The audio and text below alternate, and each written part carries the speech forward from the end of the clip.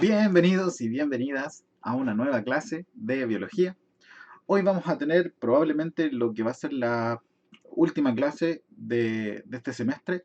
Vamos a hablar sobre una población ecológica, cómo esta cambia en el tiempo, sobre todo en el número. Lo que más importa en una población es el número, porque evidentemente una población que tiene pocos integrantes probablemente le va a costar surgir o básicamente significa que está muriendo. Es como el gran número que hay detrás. Pero además del número, vamos a entender otros estudios que se pueden hacer a partir de una población que también me van a estar hablando acerca de ciertas características que más que en el número van a depender de la especie de la que estemos trabajando. Eh, Así que vamos allá. Básicamente el objetivo se los acabo de decir. Ok, esto es muy importante que lo entiendan, es como un eje central de los cambios que tiene el número de integrantes de una población. Da lo mismo de qué especie estemos hablando. Obviamente, no sé, pues migraciones es más común en animales que en vegetales, por una razón obvia, o que incluso en bacterias. Eh, el asunto principal es entender ciertos conceptos. Vamos a partir por los que para ustedes probablemente son más comunes. Primero me voy a poner en puntero. Bien. ¿Puedo cambiar el color del puntero? Ah, buenísimo. Listo. Bueno, entonces vamos a ir con inmigración y emigración. Yo creo que estos conceptos lo entienden, pero hay que explicarlos técnicamente para que sepan a ciencia cierta de lo que estamos hablando al decir emigración, inmigración o migración en general. Bueno, estos dos conceptos se pueden unir en migración. Básicamente, una emigración o una inmigración es la salida de una persona o perdón, de un individuo que pertenece a una población.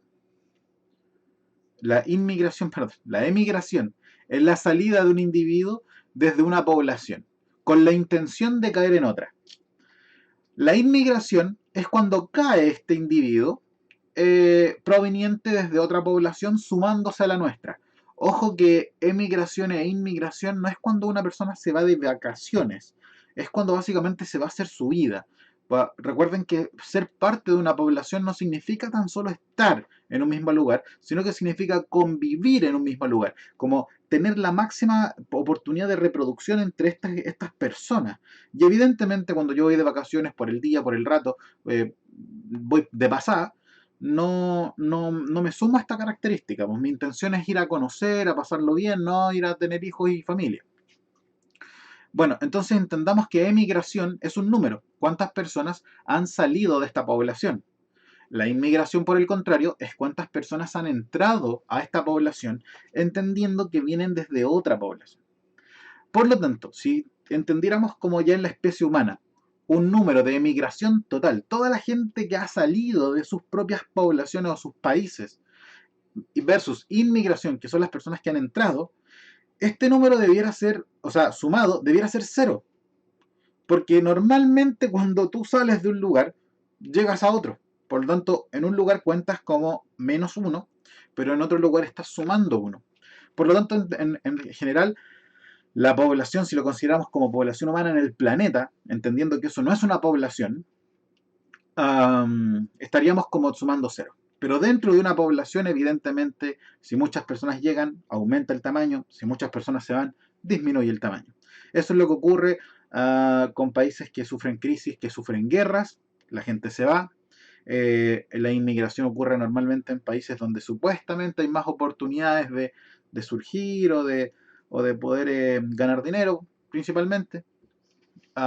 Y bueno, yo creo que estos conceptos en verdad ustedes los pueden manejar porque son bien usados en las noticias, no hay mayor errores en su utilización, por lo tanto, yo creo que los manejan. Vamos con la tasa de natalidad y mortalidad, que yo creo que no los manejan, pero saben lo que son. Primero es una tasa, y en matemática una tasa es básicamente una proporción. Y normalmente es una proporción en base a un número específico, por ejemplo, un porcentaje, que es básicamente cada cuánto, cada 100.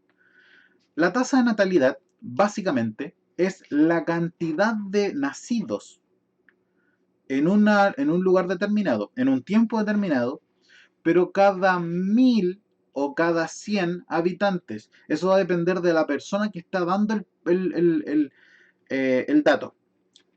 Obviamente, no es lo mismo que nazcan 10.000 personas en Curanilahue, que es un pueblito, a que nazcan esas mismas, no sé, 10.000 personas, dije, en Londres. No es lo mismo, en un mismo día o en un mismo año. No es lo mismo, porque en Londres puede que incluso eso sea una pérdida de, de, de, de, de natalidad, eso significa que están haciendo muy poca gente, y en Curanilahue vaya a reventar porque vaya a duplicar la cantidad de personas que viven ahí en un año. Por lo tanto, la tasa de natalidad no tan solo es un número de cuántos nacen, es un número de cuántos nacen cada 100 personas o cada 1000 personas. Por lo tanto, la tasa de natalidad se puede expresar en diferentes signos. Y aquí quiero detenerme un poquito. Si les sale el símbolo de porcentaje o de por ciento, obviamente significa que, por ejemplo, si nació el 5%, esa es la tasa de natalidad. Eso significa que nacieron 5 personas cada 100. Entonces aquí podríamos hacer incluso problemas matemáticos. Si la tasa de natalidad es del 5% y la población de esta especie o de este lugar son de 500 personas, ¿cuánta gente nació en ese año? Básicamente usted tendría que decir, bueno, si nacieron 5 cada 100 básicamente cae... Uy, perdón. Voy a borrar... Ah, buenísimo. Ya, bueno, entonces, de nuevo, si yo les digo que la tasa de natalidad es del 5% y la población en general es de 500 personas, bueno, ustedes entenderán que si son de 500 personas, cabe 5 veces este porcentaje. Por lo tanto, no tan solo nacieron 5, sino que nacieron 25, porque hay que multiplicar 5 por la cantidad de veces del por ciento en el total de la gente. 5 por 5, 25. Nacieron 25 personas en ese periodo de tiempo, que normalmente siempre es un año, a menos que te digan lo contrario. Hay otra manera, y se los voy a básicamente explicar con la tasa de mortalidad, que es lo mismo, pero evidentemente en este caso no es la tasa de los que nacen, no es el número de los que nacen, sino de los que mueren. Todo lo contrario. La tasa de mortalidad la vamos a expresar en otro número, no en un porcentaje, sino que en un por mil. Y se abrevia así, es un signo de porcentaje, pero en vez de tener un cero abajo tiene dos. Esto es lo único que significa es esto. O sea, lo único que significa es esto. Por ejemplo, si tenemos el 10 por mil, así se lee ese signo, por mil, el 10 por mil de la tasa de mortalidad de un lugar que tiene 3.000 habitantes, usted dice, bueno, ¿cuánta gente murió en ese año o en ese tiempo? Que, insisto, normalmente es un año. Bueno, usted dice, bueno, si murieron 10 y habían 1000 en esta población cabe 3 veces, por lo tanto multiplico por 3, murieron 30 personas. Murieron 30 personas. Insisto, puede ser un porcentaje, que eso probablemente es más cercano a ustedes porque los han trabajado en matemáticas, pero también quiero que entiendan que se puede trabajar por 1000. ¿Por qué depende? Pues depende, si estoy trabajando con poblaciones tremendamente numerosas, tal vez me va a convenir trabajar más con el por 1000, si es que la tasa de natalidad y la mortalidad fueran bajas. O si es muy alta, tal vez me va a convenir mejor trabajar en porcentaje. Eso va a depender del estadista o del bioestadista. Eh, ¿Estadista o estadístico? Estadista. Que esté entregando la información. Eh, lo principal que quiero que entienda acá es que da lo mismo si usted lo entregan por ciento o por mil, siempre va a depender de un periodo de tiempo determinado, que principalmente y siempre es un año, y respecto al total de la población. O sea, va a ser una proporción respecto al total de la población. Creo que está más decirlo que la inmigración afecta positivamente el número de la población, al igual que la tasa de natalidad. Ambas suman gente, ambas suman individuos a la población, pero en cambio la tasa de mortalidad y la emigración restan. ¿Mm? Por lo tanto, al final, yo sumo la gente que nació, sumo a la gente que llegó, resto la gente que murió y resto la gente que se fue, y me va a quedar básicamente como un delta, como una diferencia de cuánto aumentó o cuánto disminuyó la población de ese lugar.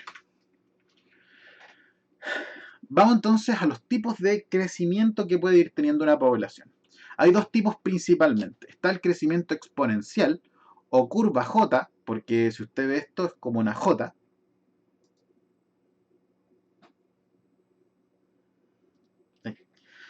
O también ustedes pueden incluso tener este acercamiento como crecimiento exponencial, porque esto es una curva exponencial. Así se básicamente representaban los contagios de COVID, porque esto es una exponencial. ¿Qué significa una exponencial? Que bajo mismos periodos de tiempo, el factor de multiplicación es el mismo. ¿Qué significa eso? Significa que, por ejemplo, partió una persona, después 2, después 4, después 8, después 16, después 32. Bajo los mismos periodos de tiempo, cada vez iba aumentando el doble. Y en un principio no suena mucho la diferencia. Pero, por ejemplo, de 1 a 2, en el primer día, se contagió una persona más nomás. Pero ya en el día 100, las diferencias van a ser gigantescamente gigantes. Sonó gracioso. Bueno, el asunto está en que lo exponencial es que sin medida crece, crece, crece y cada vez crece más que... ¿Esto creen que es sano? Obviamente lo dejo como una pregunta retórica.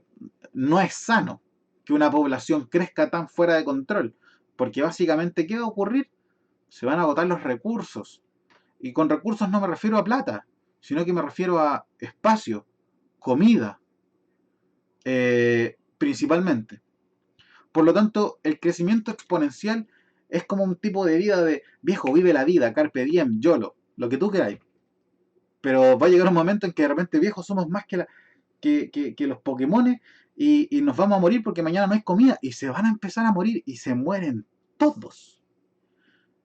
Esto normalmente es lo que ocurre con microorganismos como bacterias, levaduras, en que el crecimiento es lento en un comienzo, pero después estalla, pero después agotaron todos los recursos y se mueren.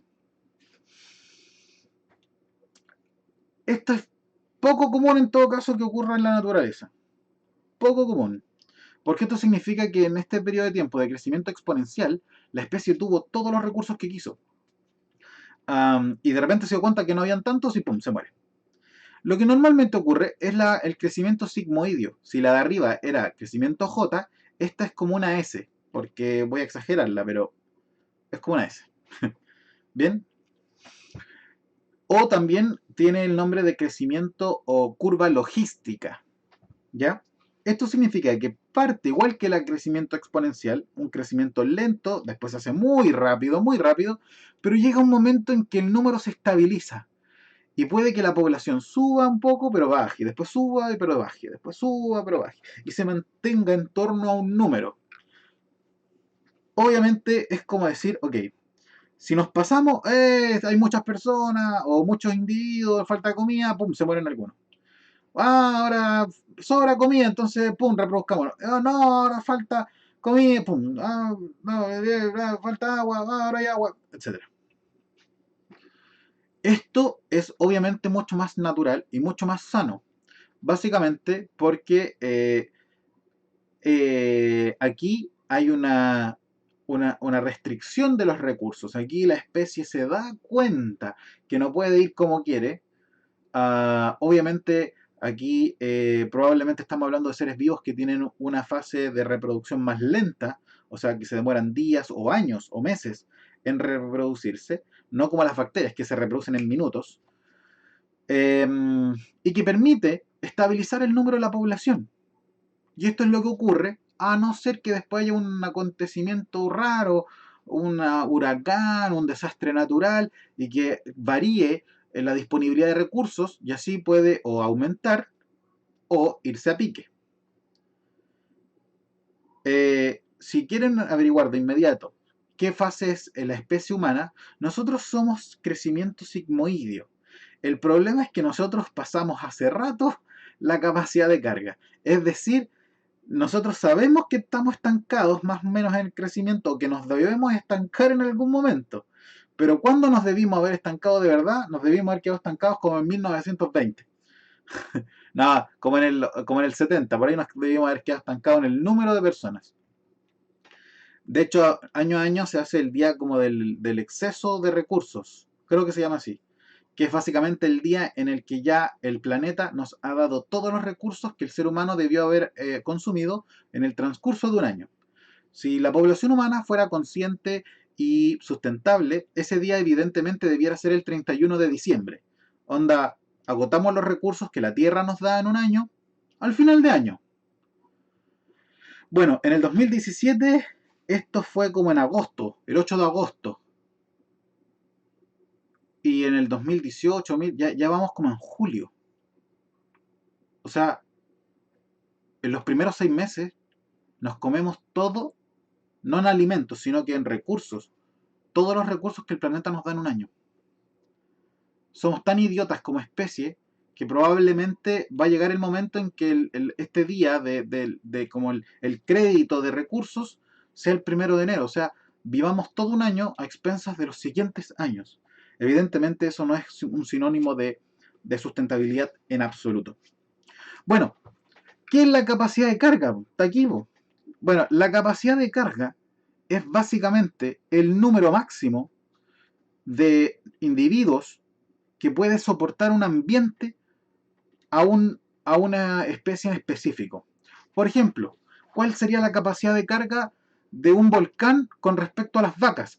Ni una, ni una, no sobrevive ni una. ¿Cuál es la capacidad de carga de una pradera que tiene mucho pasto de vacas? 200, fácilmente. 200. Soporta que haya 200 porque obviamente el recambio del pasto, que salga más, que se demora. 200 vacas. Pueden vivir ahí tranquilamente. 201, uy, vivirían apretadas. 198 podrían comer un poquito más. No es tan exacto, pero que se entienda la idea, que como más o menos 200 podría vivir. Eso significa que si yo meto 250 vacas, se van a morir, algunas. Y si yo meto 120, van a empezar a crecer, hasta llegar más o menos a 200. Eh, Esto es evidentemente porque un ambiente, en la práctica, tiene recursos limitados, tiene recursos renovables muy limitados. ¿Qué pasa si entonces yo a una especie le doy todos los recursos que quiera, como en un ambiente ideal, utópico, totalmente utópico? Bueno, eso tiene un nombre, se llama potencial biótico. Este número no es una característica del ambiente, como si es la capacidad de carga. La capacidad de carga es el número que soporta el ambiente de una especie. El potencial biótico es cuánto se puede llegar a reproducir la especie si tú le das todas las facilidades y todas las comodidades y todos los recursos que necesite. Por ejemplo, veamos los ratones. Los ratones tienen una capacidad de carga demasiado ajustada a los recursos que tengan. Si tienen agua, si pueden conseguir comida, dónde vivan, en los lugares que puedan esconderse, etc. Si tienen depredadores, etc. Pero, viejo, dale todo lo que los ratones necesiten, comida, agua, lugar, quítale todos los depredadores y vaya a tener millones, millones. Obviamente dependiendo del tiempo que le des, pero miles, miles. La diferencia es abismante, abismante. Por lo tanto, entendamos que la capacidad de carga es el número que el ambiente soporta de una especie, obviamente va a depender de qué ambiente sea, y el potencial biótico es un número intrínseco a la especie. ¿Cuántos de ti pueden haber en un año, en 2 meses, en un día, si te doy todas las condiciones ideales que puedas querer? Eh, ay. Bien, esto quizás no está en su libro, pero es importante que lo sepan. La población, además del número, lo importante es cómo se distribuye, porque va a hablar sobre las características, sobre el comportamiento, sobre un montón de otros elementos que pueden darme información acerca de esta especie. Por ejemplo, tenemos la aleatoria. ¿Por qué podemos tener aleatorio? Porque tal vez los individuos van a nacer de manera azarosa. Obvio, pues si eso significa aleatoria, profe. Sí, pero me refiero a que por ejemplo, en los árboles, el caso de los árboles que es el monito. El viento. El árbol tira semillas y el viento ve dónde caen. De hecho, puede que caigan en pavimento y no germine nunca. Puede que caiga en un lugar que le llegó mucha sombra y germinó pero creció mal. Puede que caiga en un lugar que no tenía agua. etcétera. Por lo tanto, obviamente, normalmente en vegetales esto es muy aleatorio. Depende del animal que comió semillas y donde defecó nomás. Ahí llegó la semilla. Tenemos la agregada. Normalmente, evidentemente, esto es cuando se nos muestra como el animal de manada. Probablemente su estilo de caza sea en grupo. Probablemente las manadas se giren en torno a un recurso esencial que, por ejemplo, puede ser aquí una laguna, puede ser aquí una madriguera de conejos bien grande, etc. La forma agregada significa vivir en núcleos pequeños, donde normalmente aquí va a haber alguien que va a ser como el macho alfa o la reina. ¿Cuál es la gracia de vivir en este tipo de manada? Que aquí normalmente la manada se cuida o tiene ciertas ventajas que un solo no lo conseguiría jamás. Y finalmente tenemos la uniforme. La uniforme es cuando la especie trata de aprovechar todo el espacio que tiene disponible para, como, sí, como tratando de aprovechar el espacio. Ustedes conocen una especie muy, muy, muy común, lo pisan todos los días probablemente cuando tienen que salir de su casa, y es el pasto. Si ustedes ponen una semilla de pasto, el pasto debe empezar a reproducirse y en cada lugar que pueda salir un pasto va a salir pasto. Uniforme no significa que sea muy cuadriculado, que sea como muy exacto, muy geométrico. Básicamente uniforme significa que crezcan siempre donde hay un espacio para colocarse. Por ejemplo, también el cochayuyo o estas típicas algas que se anclan en las rocas del mar, en estas cuando suben y bajan la marea, que quedan al descubierto o que quedan cubiertos por agua. Ahí también se da que se anclan donde haya nomás, por los choritos también, pum, se anclan nomás, para aprovechar el espacio.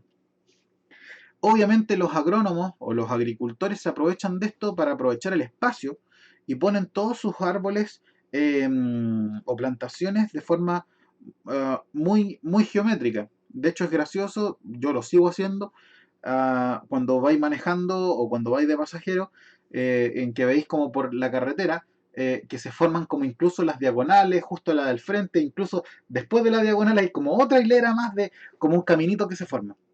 Bueno, eso es precisamente porque se aprovecha de mejor manera el espacio. Es por eso que hoy en día los condominios o las villas se hacen así, una casa al lado de la otra. No es por una cuestión arquitectónica, no es por una cuestión de eficiencia, o sea, sí, es de eficiencia, pero es una cuestión de la constructora, po. En este espacio puede poner 40 casas. Pongamos 45 con nuestra distribución. Listo. Uniforme. Y más encima todas las casas son iguales, que es peor. Bien. Y esto es lo último. Sí, esto es lo último. Curvas de supervivencia. Esto yo creo que tampoco está en su libro, pero es importantísimo que lo entiendan. Voy a partir tal vez con lo de nosotros, que es bastante más común. Una curva de supervivencia de tipo 1 significa, ojo, esta es la supervivencia de la especie, ¿ok? Vamos a entender que todos partimos con un 100%, o sea, todos partimos con todos vivos, ¿ya? Todos los nacidos vivos. En la especie humana, que se muera, ¿es común que se muera una guagua? No, pues no es común, es una pena, es una tragedia tremenda. ¿Es común que se mueran los niños? No, pues seguimos cercanos al 100%. Ocurren casos que son lamentables, pero por eso baja un poquito. Se mueren los adolescentes poco, se mueren los adultos poco, se mueren como los adultos ya más viejos, más o menos, más o menos. Y cada vez que vas a la edad es más común morirse. Pero llega un momento en que ya, no sé, pues sobre los 75, sobre 80 años, es normal que la gente se muera y por eso la supervivencia baja, porque todos se mueren. La curva de supervivencia tipo 1 significa que tú vas a tender a morirte en etapas tardías de tu vida, como la especie humana. Es una tragedia monumental que se muera una guagua, pero que el abuelito, el tatarabuelo se muera, si bien obviamente es una pena, tal vez estaba sufriendo, tal vez ahora está incluso mejor. Entonces, uh, eso es tipo 1, ¿ok? Vamos con la de tipo 2. Una especie que tiene una curva de supervivencia de tipo 2 significa que es tan probable que se muera al principio como al final, en cualquier etapa de su vida. Entonces, por ejemplo, los pajaritos Díganme que nadie ha visto un pajarito tirado en la calle, po. Esto es como que se cayó del nido. Y uno lo intenta salvar, como que le da leche, le da agua, no sabe qué, igual se muere. Se cayó, po, se cayó. Puede que incluso los huevos se mueran porque se los comió un depredador como una serpiente. Bueno, etcétera. La cosa es que da lo mismo qué etapa te mueras porque aquí te pueden comer, aquí te puedes caer, etcétera. De adulto quizás te comieron, quizás no tuviste comida, etcétera. Y cuando viejo ya no volaste tan rápido, te comieron, no, da lo mismo. En los pájaros no sucede esto de que, oye, se murió el pichoncito Luis. Pucha, tenía que morirse en algún momento, van a decir los pájaros. No es como nosotros de, oye, se murió la guagua, oh, qué terrible. Porque es más común, es más común. Y bueno, finalmente los tipos 3 de la curva de supervivencia son todo lo contrario a nosotros, que es muy común morirse en las primeras etapas de su vida, pero es muy raro hacerlo al final. Esto probablemente nos choca un poco con lo que conocemos nosotros como morirse o vivir, pero les voy a explicar por qué le puse un árbol también. Esto es básicamente porque acá las semillas pueden caer en cualquier lado. De esto ya les había hablado un poco de eso. Si la semilla cayó en cemento, se va a morir. Po. Si la semilla cayó en un lugar donde no puede germinar, se va a morir. Si la semilla... aquí todos se mueren al principio. Porque no cayeron en un lugar donde puedan germinar y con el tiempo se van a morir, se secaron, etc. Y probablemente si germinaron, quizás no encontraron tanta tierra. Quizás germinaron en polvo. O quizás germinaron y después nunca más llegó agua. O quizás germinaron y fueron una plantita, pero la pisaron y se salió. O el viento la voló. O llegó alguien y se la comió. Lo que sea. El arbolito cuando ya es más grande, tal vez los cabros jugaban a la pelota en la plaza y lo botaron. Se murió. Pero no es tan fácil. Entonces, bueno, llega un momento en que al final, obviamente, el árbol medía 10 metros, 3 de ancho. Ese árbol no le va a venir con cuentos. No le va a decir, oye, hay sequía. El árbol se la aguanta. Ha vivido 3 sequías más importantes que esa. Le da lo mismo. Oye, es que ahora anda un gusano que le da lo mismo. Mide 200 metros cuadrados. Da igual.